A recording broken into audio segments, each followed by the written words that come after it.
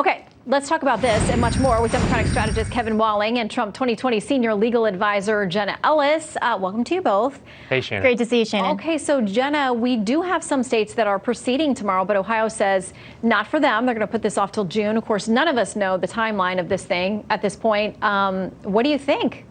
Yeah, I think that this is a really interesting constitutional quandary as well, because, the more that we have these mail-in ballots and, for the people who are showing up and won't be able to show up and won't have to show ID in some of these things, that can lead to more potential opportunity for fraud. And so we have to be very careful here how we proceed. And we do want to make sure, as the Ohio Secretary of State said, to make sure that we are ensuring to the American people free and fair elections, because that is the hallmark of our system. So I think that as we look at this and how people deal with this potential crisis, I think that the courts are taking a look at this, but also we have to make sure to maintain fair and accurate voting and make sure that we don't give any opportunity for potential fraud.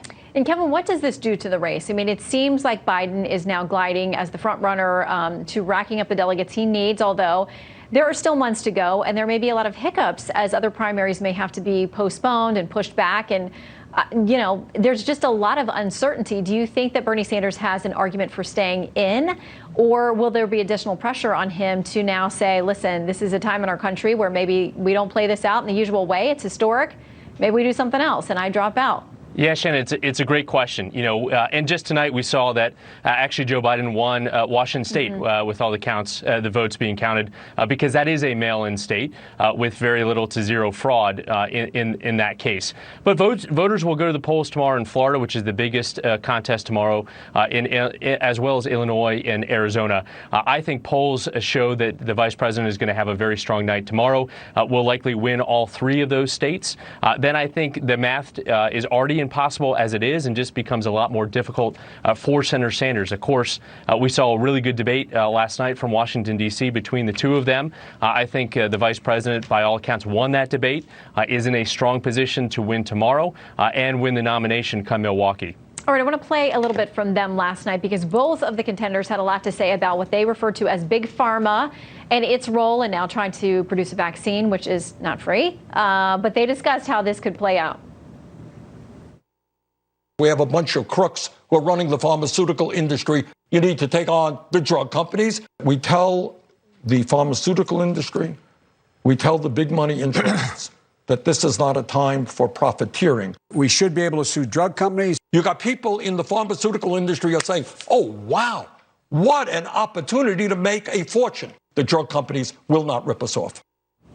Jenna, if either of these guys becomes the next president, I think there's some trouble ahead for the pharmaceutical industry here in the U.S. Yeah, well, sounds like this is just showing how extremely socialist mentality both of these candidates are, because they have such a pessimistic view and really, frankly, a false view of the private sector. I mean, we've seen that there have been industry leaders and CEOs that have stepped up, that they've partnered with President Trump, who reached out to them. And this is President Trump's whole of America approach, not just whole of government, but whole of America. And so we're seeing that these pharmaceutical companies, as well as, Walmart and CVS, all of these are stepping up and actually giving here, and they're partnering with government. And so to have this really extremely pessimistic view, I don't think is a fair and accurate representation of what's actually going on right now in society. And this is, frankly, America, and the best that America can give is partnering with the private sector. We're built on capitalism. That's the American dream.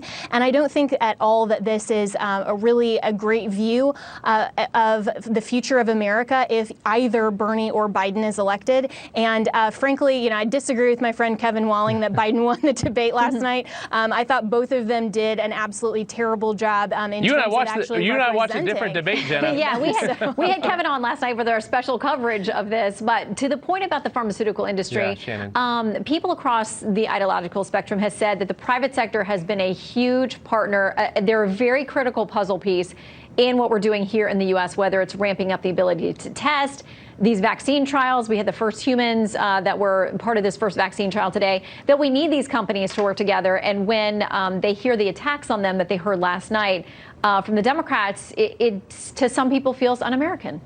Yeah, Shannon, as the vice president said last night in the debate, we're in a crisis point in this country. I mean, we are at war with this virus, as he said. And it's not out of the question that we would call up the military as part of this process, as the vice president said.